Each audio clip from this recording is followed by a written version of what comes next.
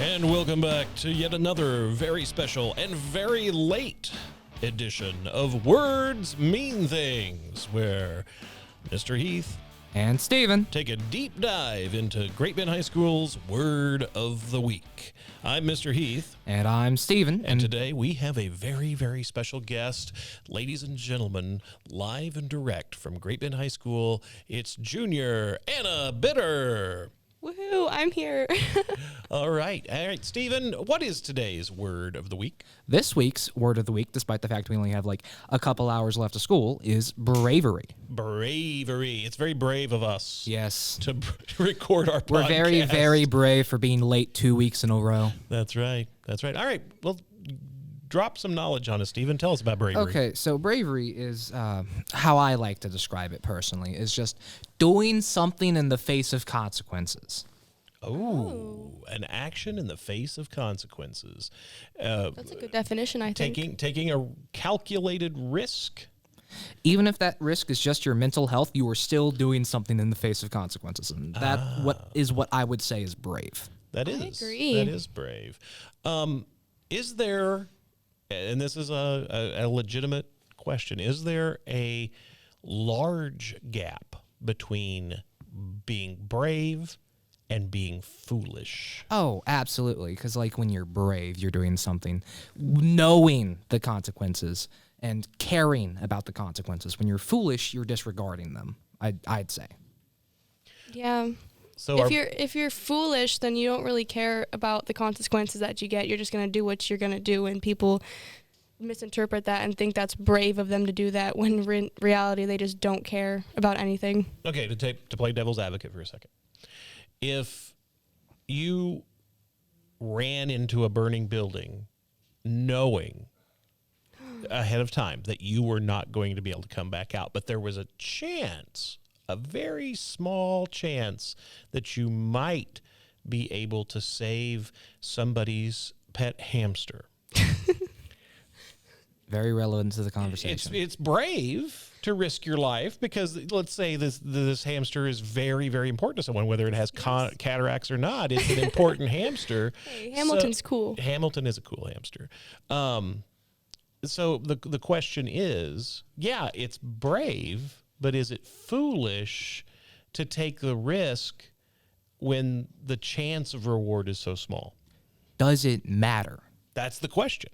Because, like, no matter what reasons this person is running into this building to save a hamster named Hamilton with cataracts, presumably, they're still saving a hamster named Hamilton with cataracts, supposedly. I would save a hamster named Hamilton, personally. But if the chance of survival for both Hamilton and this hero were low, does the hamster die if we don't save it? Yes. And it has a chance of survival if we try to. Yeah, like a very low chance. But you are going to die no matter what. I would say it's... Yeah, well, you just changed your thing. You just said that we have a slim chance of living, but then you just said Hamilton has a slim chance. Oh, okay. Be more specific.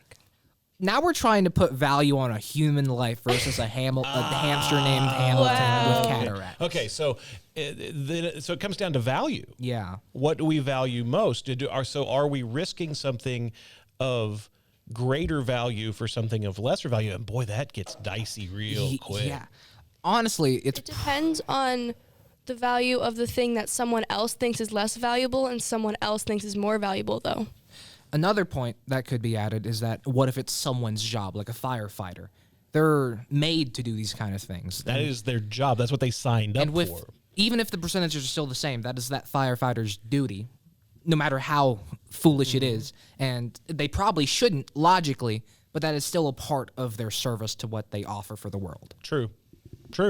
So, in the context of a school environment, what kind of bravery could be asserted within the halls of USD 428? Why is this a high school word of the week?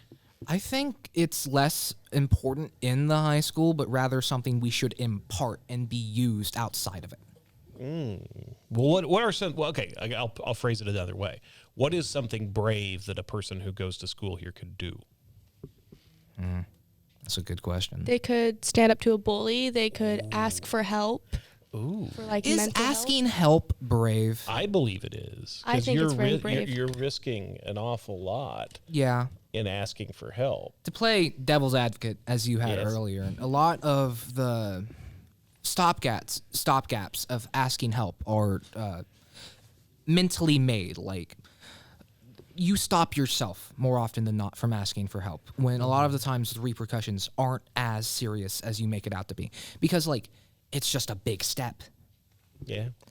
Something else that often gets used for an example of bravery is someone with a disability doing something, which is a very odd thing we call brave, in my opinion. Like, I've got the tism, I've got the autism, and social interaction is draining, but I wouldn't say it's difficult. And when I was younger, especially in like kindergarten or elementary school, I would get called brave for like participating in the class that day, asking a question, and it would just get on my nerves. And I didn't really realize it as a kid, but it got more grating as I grew up. Yeah, us neurotypicals tend to like affix the brave label on people that are not the normal ones, right? And I think I think this is a problem with the neurotypicals rather than the people that have a touch of the tism. Like You're infantilizing disabled people. exactly, and You I know think what? that's You know what? I had this conversation with one of my friends the other day, actually, about how I think having autism is like really special. And like, I don't understand why it's looked down on just because someone's brain works differently. Like, and I hope that that's changing. I hope definitely that our society is starting to see it as different but not inferior. because And they have brilliant minds that can do so many amazing things, and it baffles me that like they work differently than I do, and I'm just like every other person. yeah, I think that's a very, very true statement. Nowadays, there's just not much of a need to separate from neurotypical and neurodivergent, because even within like autistic individuals, there are drastic differences. Like, you'll get someone who will have a lot of tics, they'll move their hands a lot, they're stems, and then you'll have someone who just hates seeing people move all the time. And these two people could be equally on the spectrum, and they could not stand each other because of how that expresses itself. Right. And I think maybe the big problem is labels. And let's cycle this all the way back to where we started. And maybe the bravest thing a person could do as a student or a teacher, or administrator, or just a person out in the world is to overcome the need to label everything. Maybe that's what really bravery is about, because, and this is one of my favorite things, we fear what we don't understand. Yeah. And since bravery is overcoming fear, maybe the secret to being brave is to getting to know people, or understanding people, or being willing to be open-minded about the way others feel. Yeah. And so maybe the bravest thing we can do is to get to know other people, because then we're not ignorant. And when we are not ignorant, we are not scared. And when we are not scared, we don't want to destroy things. And when we don't want to destroy things, then life is way better. Ignorance is not an excuse for malaction, maliciousness. Right. And I think that we can fix that. And I think finding the bravery to accept other people where they're at, and listen, and to show some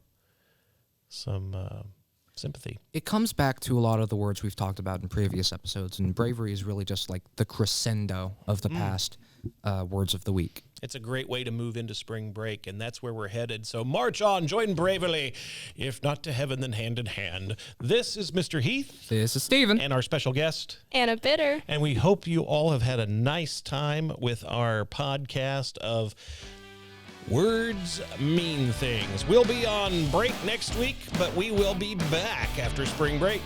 And we will take another shallow dive into the word of the week at Great Bend High School. This is Words Mean Things. See ya.